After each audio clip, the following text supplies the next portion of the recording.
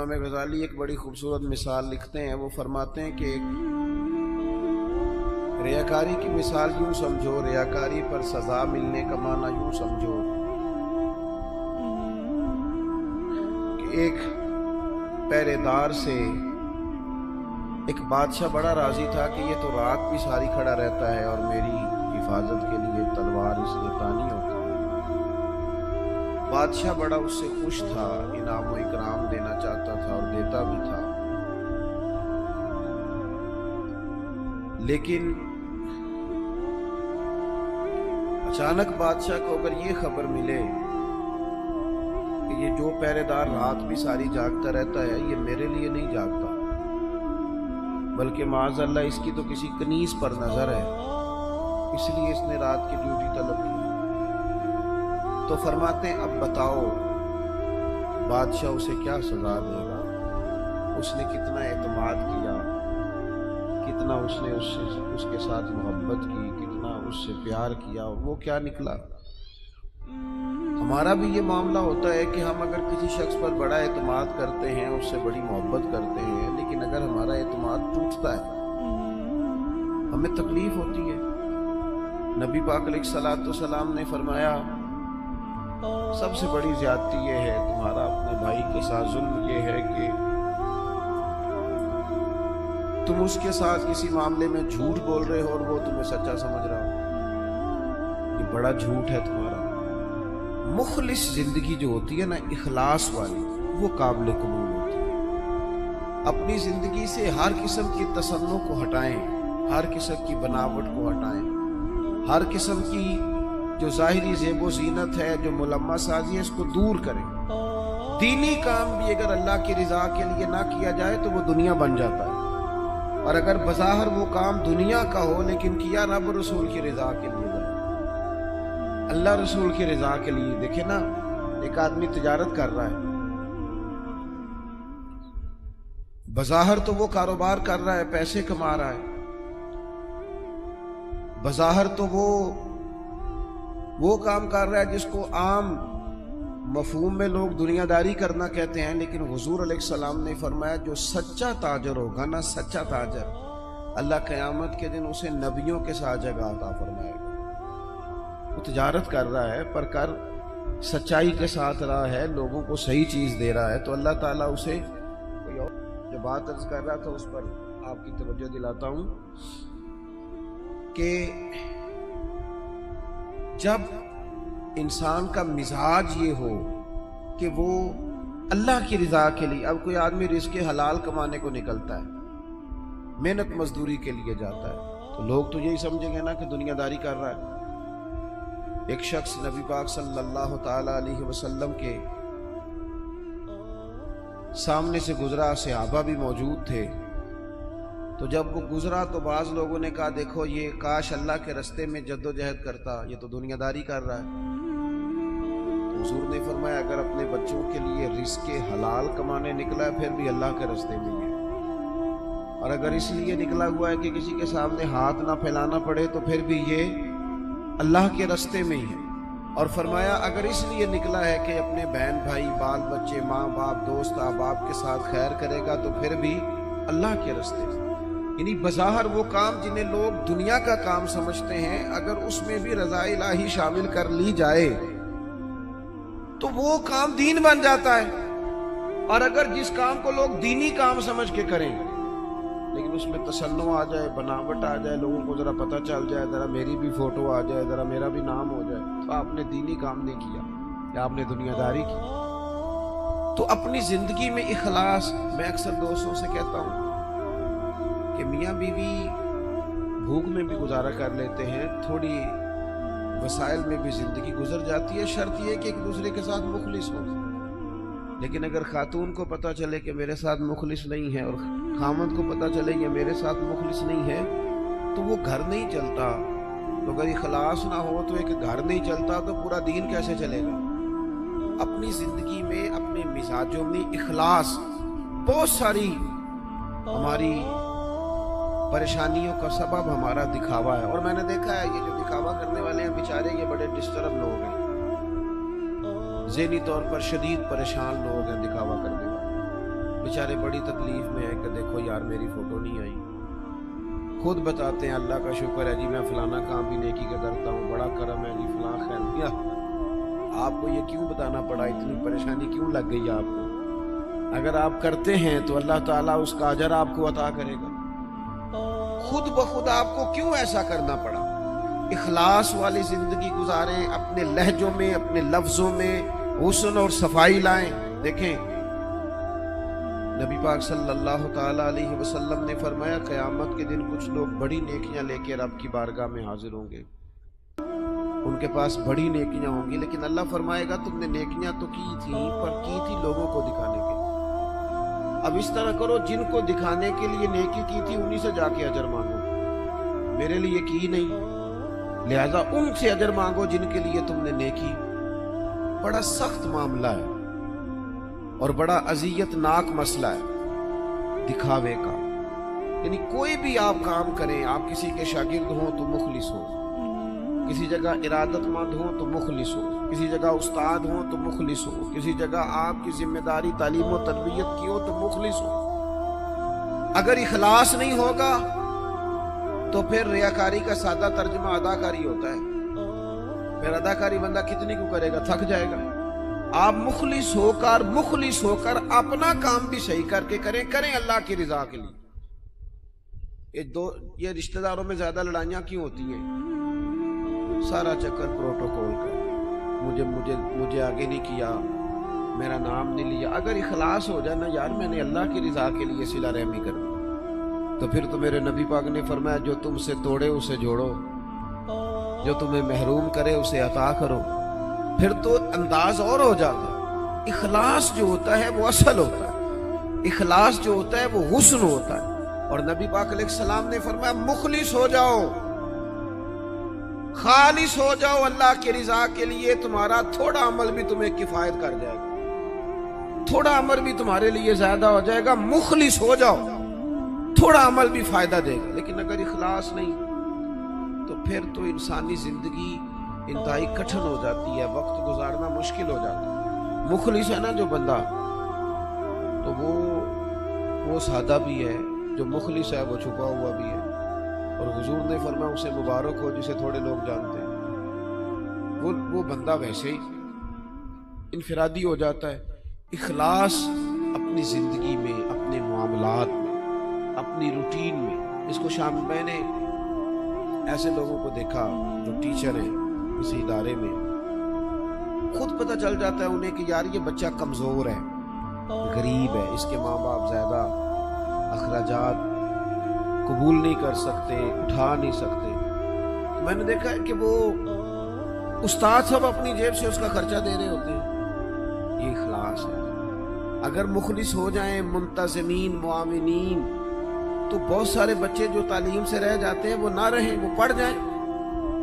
हम अगर मुखलिस हो जाएं, इखलास हो जाए, तो हम बहुत सारे लोग ऐसे होते हैं जिनको साथ लेके चल सकते हैं, उनके कारोबार सेट करने में मददगार साबित हो सकते हैं। लेकिन हमारा तो ख्याल होता है कि कहीं ऐसा ना हो कि वो भी सेट हो जाए तो मेरे बराबर ना आ जाए। मुखलिस अगर हो जाएं तो जिंदगी में बड़े सारे लोगों का हाथ थामेंगे, बड़े सारे लोग होंगे जिनको लेके चलेंगे। शर्त अल्लाह की रजा है, अल्लाह की रजा शर्त है। अगर अल्लाह ताला की रजा, वो हज़रत साद बिन अबी वक़ास रज़ी अल्लाह ताला अन्हु कहते हैं, जब हम कादसिया के इलाकों में जंग लड़ रहे थे ना, तो वहां एक शख्स बड़ा महंगा माले गनीमत, बाज ने तो लिखा है कि ताज सोने हीरे लगे हुए थे, बादशाह का ताज। वो बंदा ना ढूंढ के लाया, मिल नहीं रहा था, जंग हुई तो रेतला इलाका था, ताज बादशाह के कहीं खो गया। एक आदमी सादा सा फौजी वो ताज लेके शाम को सिपा सालार के खेमे में दाखिल हुआ। तो उनसे जब पूछा गया, वो ताज उन्होंने पेश किया, चेहरे पे कपड़ा डाला हुआ था। तो उनसे पूछा गया कि आप बड़े अमीर आदमी हैं जो आपने बड़ी दयानतदारी से ये ताज वापस कर दिया। कहने लगे नहीं, गुजर बसर मुश्किल से। तो कहा फिर आपने इतना महंगा ताज हाथ आया था, वापस कैसे कर दिया? कहने लगे मैंने अपने रब को राजी कर दिया, दयानतदारी अल्लाह की रजा के लिए दिखाई। अब वो वापस जाने लगे तो उनको आवाज दे के पूछा गया, नाम ही बताते जाएं। قبیلہ ہی بتاتے جائیں. یہاں تو آپ کو پتہ ہے تسویریں بھی لگتی ہیں, اخبار بھی آتے ہیں, فیس بک بھی چلتی ہے, فلانے کو بھی پتہ چل جاتا ہے, بورڈ بھی لگتے ہیں, پھٹیاں بھی, یہاں تک کہ لوگ مسجد کی ٹائلوں پہ بھی نام لکھوا لیتے ہیں برائے سال ثواب. وہ فرشتوں کو پتہ ہے کس کے لیے کیا, پتہ ہے جس نے اجر دینے اسے. آپ کس حساب سے نام لکھوا رہے ہیں؟ پتہ ہے اللہ کو جس نے اجر دینا ہے وہ جانتا ہے. تو ان کو آواز دے کے کہا گیا نام ہی بتا دے, تو اسے ابھی کہنے لگے جس رب و رسول کے لیے میں نے یہ کام کیا وہ میرا نام بھی جانتے ہیں, باپ کا نام بھی جانتے ہیں, قبیلہ بھی جانتے ہیں.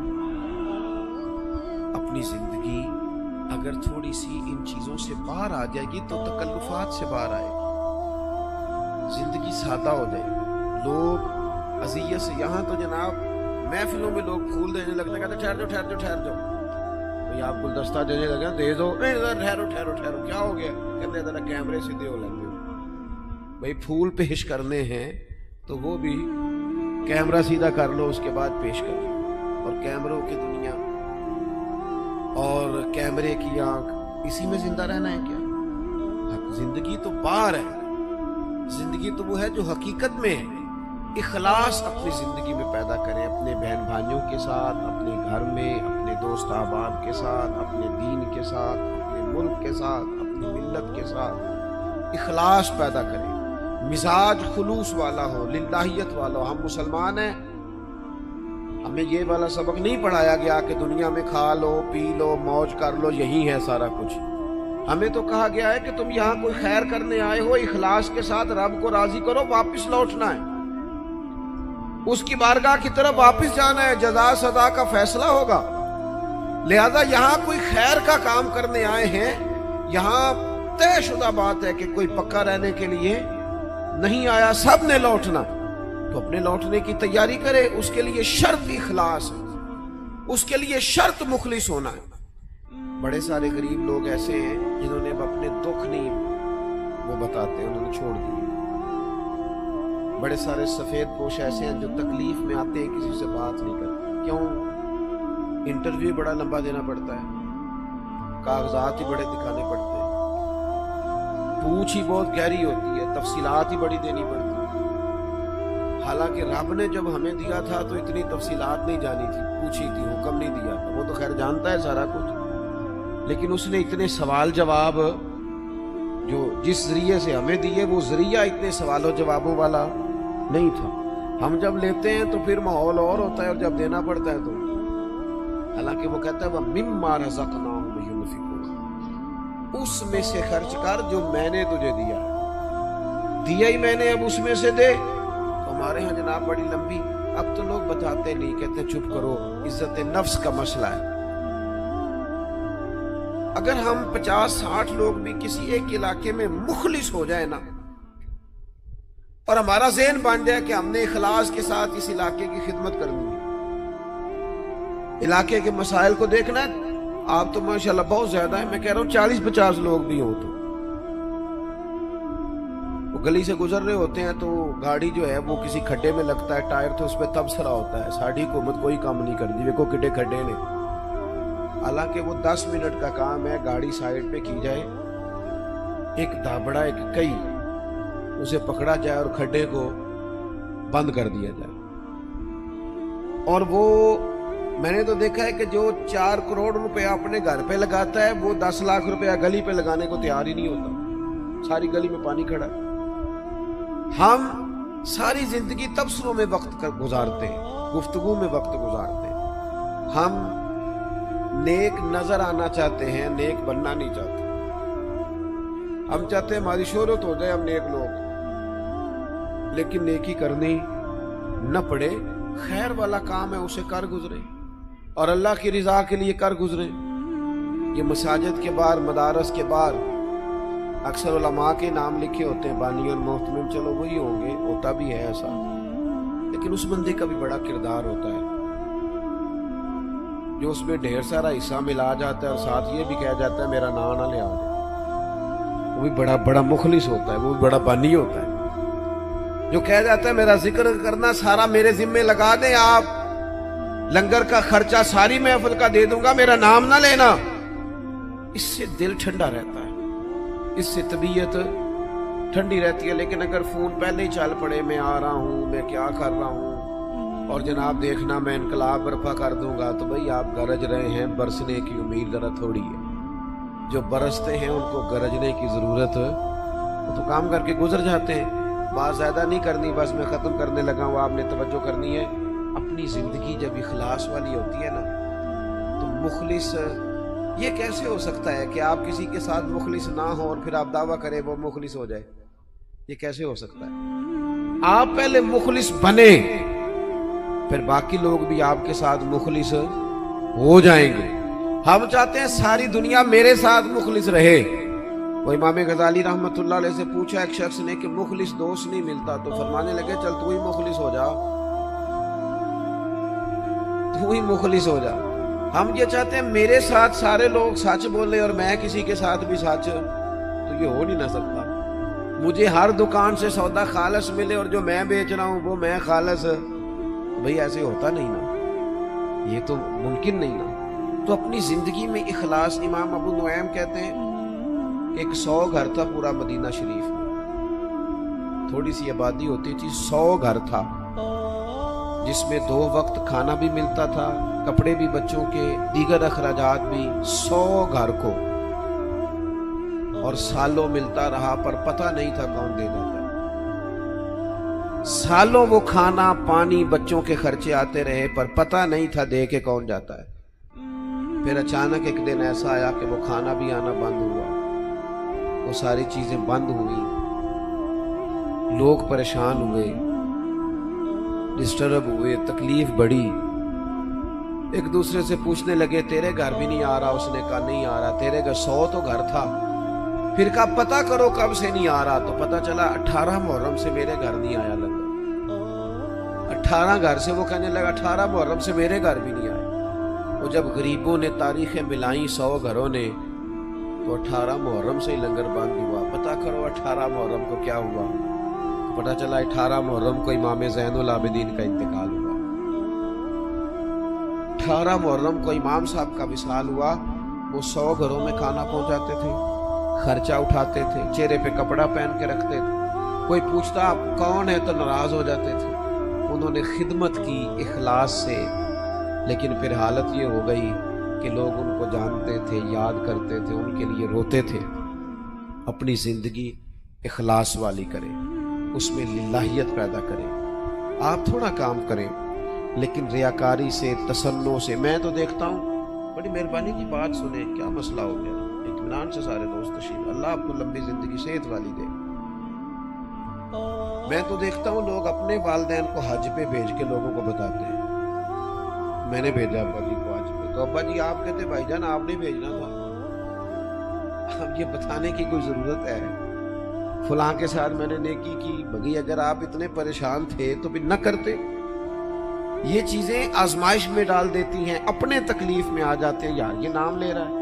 وہ ہمارے ایک جگہ ختم شریف تھا, تو میں ایک جگہ حاضر ہوا اصالہ ثواب کی تقریب میں, تو وہ کہنے لگے یہ آپ نے جب دعا مانگنی ہے نا ختم شریف پہ, تو یہ بھی بتانا ہے کہ 50,000 روپے ہم نے مسجد میں دیا ہے, اور یہ اتنا اتنا کچھ جو ہے وہ ہم نے اور بھی خدمات کی ہیں, یہ والد صاحب کے لیے نا ذرا بول دیجئے گا. تو میں نے انہیں کہا ٹھیک ہے, دعا مانگ دی. میں نے کہا جو پڑھا پڑھایا ہے. وہ بعد میں مجھ سے کہنے لگے آپ نے بتایا نہیں. میں کہا کنوں دسنا چاہتا, کہنے لگے وہ ذرا. میں نے کہا خدا کے بندے ابا جی کیا دے گئے آپ کو زندگی پوری میں؟ کہنے لگے بڑا کچھ. تو میں نے کہا انہوں نے بھی مسجد اعلان کرایا تھا کہ میں بچوں کو زمین دے کے جا رہا ہوں, گھر دے کے جا رہا ہوں, تو کہاں اعلان کرایا تھا؟ کہنے لگے نہیں. تو میں نے کہا تو 50,000 دے کے اعلان کرا تھا, پھر تو کیا مطلب چکر میں پڑ گئے. اس سے تو کوفت پیدا ہوتی ہے. اپنی زندگی اخلاص والی کرنی ہے, اس میں للہیت پیدا کرنی ہے, اور کوشش کریں کہ عمل ضرور کوئی نہ کوئی کرے. 3 باتیں میں نے آپ سے کرنی ہے آخر میں, اور ان پر آپ نے عمل کرنا ہے. کریں گے انشاءاللہ تعالی. ایک تو کچھ نفل نماز گھر میں پڑھا کریں, یہ ضروری ہے گھر کے ماحول کو درست رکھنے کے.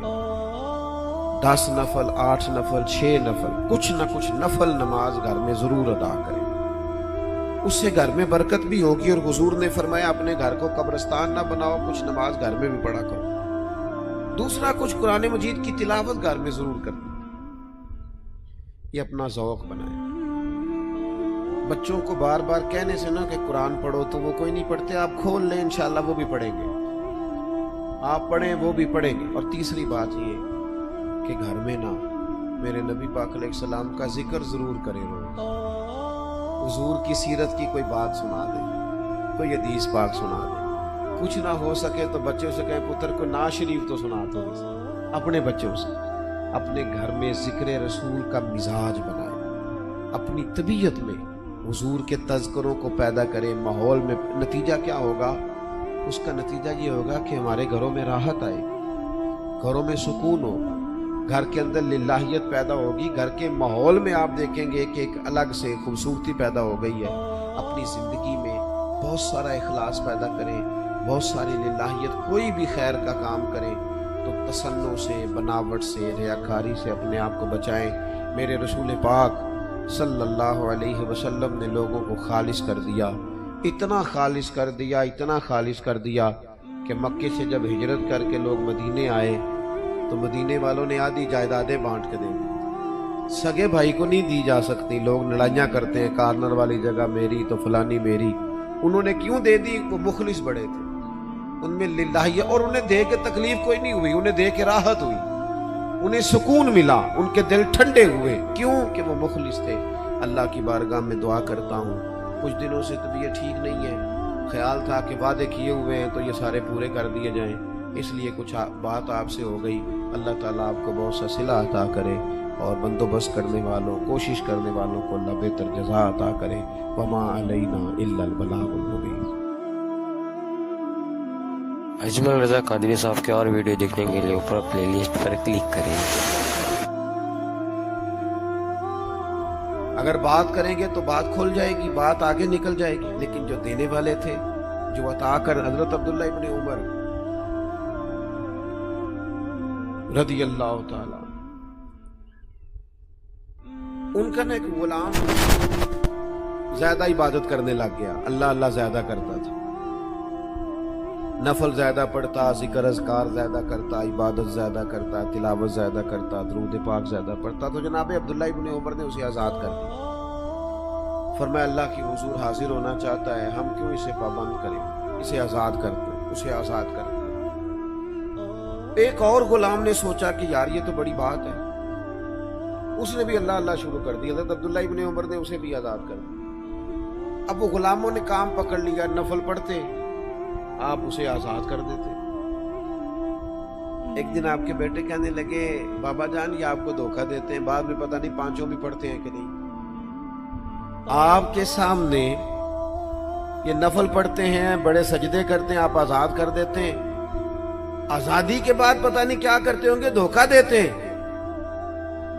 حضرت عبداللہ ابن عمر نے بڑی ہی اعلیٰ بات کر، رب کے بندوں کی یہی شان ہوتی ہے. فرمانے لگے یہ مجھے رب کے نام پہ دھوکہ دیتے ہیں، میں تیار ہوں دھوکہ کھانے کے لیے. اس نام پر میں دھوکہ کھانے کو، یہاں لوگ بڑے بڑے ناموں پہ دھوکے نہیں کھاتے. تیرا پلاٹ مہنگا بیچ دوں گا، لوگ دھوکہ کھا نہیں جاتے. تو جمع کرا تیرے 100 کے 250 ہو جائیں گے، کھاتے نہیں. دولت کے نام پہ تو دھوکے کھاتے ہیں نا لوگ، اقتدار کے نام پر بھی تو دھوکے کھاتے ہیں نا. تو کہا اگر اللہ کا نام لے کر یہ مجھے دھوکہ دینا چاہتے ہیں تو میں دھوکہ کھانے کو تیار ہوں. اخلاص پیدا کرے زندگی کے اندر، للہیت پیدا. آپ اتنے سارے لوگ آئے ہیں. اجمل رضا قادری صاحب کے اور ویڈیو دیکھنے کے لیے اوپر پلے لسٹ پر کلک کریں.